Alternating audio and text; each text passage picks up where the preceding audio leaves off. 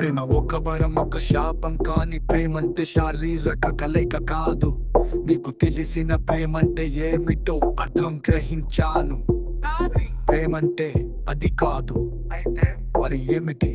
ప్రేమ ఒక కన్నీటి ప్రవాహం.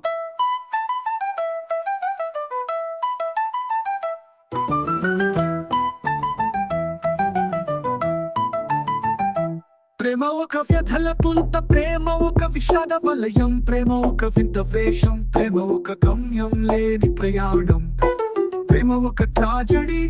ప్రేమ అంటే ఇంతే, దీని కోసం ఎందుకు ఆరాటం? కానీ ప్రేమ హృదయాన్ని సుఖింపజేస్తుంది.